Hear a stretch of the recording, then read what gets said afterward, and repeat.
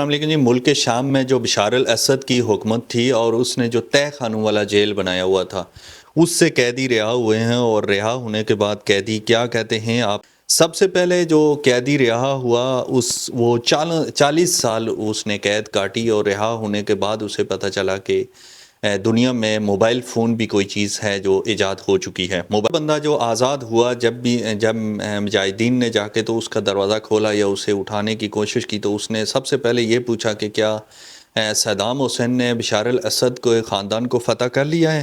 مطلب کہ اسے پتہ ہی نہیں تھا کہ صدام حسین اب اس دنیا میں نہیں ہے۔ تو اس سے پوچھا گیا کہ آپ کو کتنا ٹائم ہو گیا ہے، تو اس نے کہا کہ 30 سال پہلے میں اس قید میں آیا تھا، اور بالکل لا تعلق تھا وہ باہر کیا ہو رہا ہے۔ بعض قیدی جو جیل میں ہی پیدا ہوئے اور ان کی عمر تقریباً 15-16 سال تک ہو گئی، اور ان کو نہیں پتا تھا کہ دنیا کس قسم کی ہوتی ہے، دنیا میں کیا گھاس پھوس درخت وغیرہ پانی، یہ چیزیں انہیں نہیں پتا تھی، سورج بھی ہوتا ہے دنیا میں کہ نہیں، یہ ساری چیزوں سے وہ ناواقف تھے۔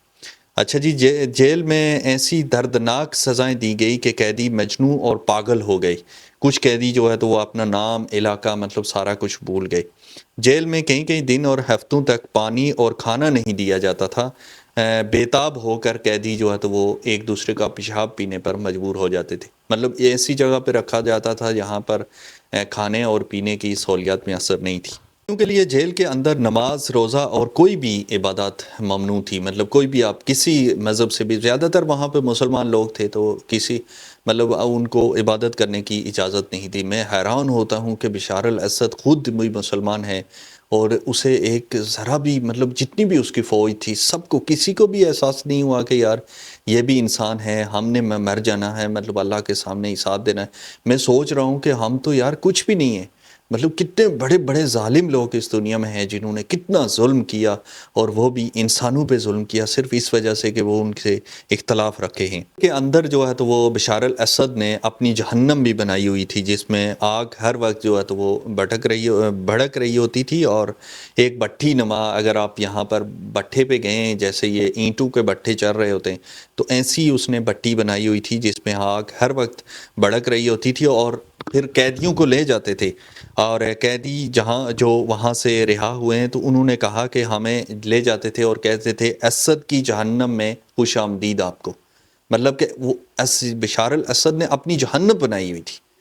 کس قدر یار اللہ تعالیٰ نے اس کو چھوٹ دی، اور کس قدر یہ ظالم اور جابر، مطلب کہ فرعون اس دنیا سے ختم نہیں ہوا ہے، فرعون کے ماننے والے آج بھی موجود ہیں۔ قیدیوں کے دانت توڑ دیے جاتے تھے اور کرنٹ کے جھٹکے دیے جاتے تھے، مطلب اس کے بھی ظلم وہاں پر ہوتا تھا۔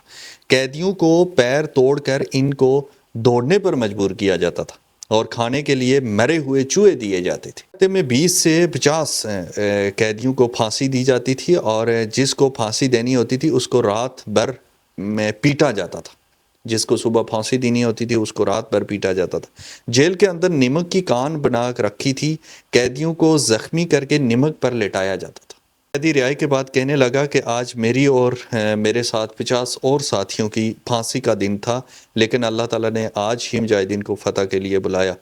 برنامہ زمانہ یہ مطلب سید بھی ساتھ لگاتا ہے، سید البشار الاسد، جس کی حکومت کا خاتمہ ہوا، اس قدر ظالم اور جابر حکمران، اور میں حیران ہوتا ہوں کہ اتنا سب کچھ سامنے آنے کے بعد اس کو کسی ملک نے پناہ دی ہوئی ہے، اور جو آج انسانی حقوق کی تنظیمیں ہیں تو وہ ساری خاموش ہیں کہ اتنا ظلم یہ کرتا رہا۔ اس کو تو سرعام پوری دنیا، عالمی میڈیا کے سامنے اس کو تو پھانسی دینی چاہیے، بلکہ پھانسی سے بھی کوئی بڑھ کے سزا ہو تو اس کو دینی چاہیے، جس نے اتنا ظلم کیا، اور صرف اس لیے کہ وہ اس سے اختلاف کرتے تھے۔ مطلب لوگوں کا کوئی قصور نہیں تھا، صرف اس لیے کہ وہ لوگ اس سے اختلاف کرتے تھے، وہ اپنا جمہوری حق مانگتے تھے۔